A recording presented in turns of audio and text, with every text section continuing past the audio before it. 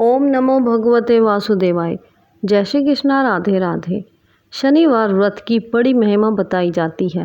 कहते हैं इस व्रत को करने से शनि देव प्रसन्न होते हैं और जीवन के सभी कष्ट दूर हो जाते हैं। शनि को कर्म फलदाता माना गया है, जो लोगों को उनके अच्छे बुरे दोनों कर्मों का फल देते हैं।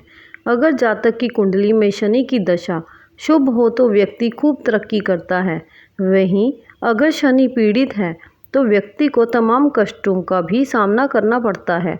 ऐसे में हर व्यक्ति चाहता है कि उस पर शनि की कृपा दृष्टि सदैव बनी रहे। शनि को प्रसन्न करने के लिए शनिवार व्रत बेहद लोकप्रिय है। ये व्रत करने से सारे दुख, संकट, पीड़ा दूर हो जाते हैं। घरों में सुख, शांति, समृद्धि का आगमन होता है। आइए शनिवार व्रत का महत्व, विधि, नियम, उपाय, मंत्र, आरती, कथा और पूजन विधि जानते हैं। एक समय की बात है जब सभी नवग्रहों यानी सूर्य, चंद्र, मंगल, बुध, बृहस्पति, शुक्र, शनि, राहु और केतु में विवाद छिड़ गया कि इनमें से सबसे बड़ा कौन है। सभी आपस में लड़ पड़े। तभी सारे देवराज इंद्र के पास पहुंचे। इंद्रदेव घबराए और निर्णय करने में अपनी असमर्थता बताई। उन्होंने राजा विक्रमादित्य का नाम बताया और कहा, वो इस समय पृथ्वी पर अति न्यायप्रिय हैं। आपकी मदद वही कर सकते हैं। सभी ग्रह एक साथ राजा विक्रमादित्य के पास पहुंचे और अपनी समस्या रखी। राजा विक्रमादित्य संकट में आ गए, क्योंकि वे जानते थे कि जिस किसी को भी छोटा घोषित किया जाएगा वह क्रोधित हो उठेगा। तब राजा ने एक उपाय बताया। उन्होंने स्वर्ण, रजत, कांस्य, पीतल, सीसा, रांगा, जस्ता, अभ्रक और लौह से 9 सिंहासन बनवाया। इस सिंहासन को इसी क्रम में रख दिया। फिर उन सब से निवेदन किया कि आप सभी सिंहासन पर स्थान ग्रहण करें। इनमें से जो अंतिम सिंहासन पर बैठेगा वही सबसे छोटा माना जाएगा। लोहे का सिंहासन सबसे बाद में होने के कारण शनिदेव उसी पर बैठ गए। तभी से वो सबसे छोटे कहलाने लगे। शनिदेव को लगा कि राजा ने जानकर ऐसा चाल चला है। वह गुस्से में राजा से बोले, राजा, तू मुझे नहीं जानता। सूर्य एक राशि में 1 महीना, चंद्रमा 2.25 महीना 2 दिन, मंगल 1.5 महीना, बृहस्पति 13 महीने व बुध और शुक्र 1-1 महीने विचरण करते हैं। लेकिन मैं 2.5 से 7.5 साल तक एक ही राशि में रहता हूँ। मैंने बड़े बड़ों का विनाश किया है। जब श्री राम की 7.5 आई तो उन्हें वनवास हो गया। रावण के घड़ी में तो उसकी लंका को वानरों की सेना ने हरा दिया। अब तू क्या चीज़ है। ऐसा कहते हुए शनिदेव वहाँ से चले गए। बाकी के देवता खुशी खुशी वापस आए। कुछ समय बीतने के बाद राजा की 7.5 आई। तब शनिदेव बढ़िया बढ़िया घोड़े को लेकर एक सौदागर बनकर वहाँ पहुँचे। राजा को पता लगते ही वह अपने अश्वपाल को अच्छे घोड़े खरीदने की आज्ञा दे दी। उसने कई अच्छे घोड़े खरीदे। उनमें से एक सर्वोत्तम घोड़े राजा को सवारी के लिए दिया। राजा के सवार होते ही वह घोड़ा सरपट वन की ओर भागने लगा। भीषण वन में पहुंचते वह गायब हो गया। इसके बाद राजा घनघोर जंगल में बिल्कुल अकेला भूखा प्यासा भटकता रहा। तब एक ग्वाले ने उसे पानी पिलाया। राजा प्रसन्न हुए और उसे अपनी अंगूठी दे दी। इसके बाद राजा नगर की ओर चल पड़ा। वहाँ उसने अपना नाम उज्जैन निवासी वीका बताया। उस नगर में एक सेठ की दुकान पर उसने कुछ देर आराम किया। भाग्यवश उस दिन सेठ की खूब बिक्री हुई तो सेठ खुश होकर अपने साथ घर लेकर गए और राजा को खाना खिलाया।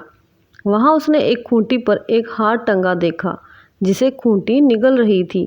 थोड़ी देर में पूरा हार गायब था। सेठ को लगा कि वीका ने ही उसे चुराया है। उसने वीका को कोतवाल के पास पकड़वा दिया। फिर वहाँ के राजा ने भी वीका को चोर समझा। उसके हाथ पैर कटवाकर नगर के बाहर फेंकवा दिया।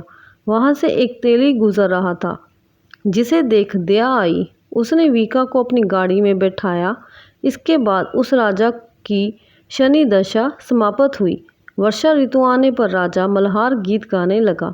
राजा के राग सुनकर उस नगर की राजकुमारी मन भावनी को उसका गाना इतना पसंद आया, उसने प्रण कर लिया कि उसी राग वाले से विवाह करेगी।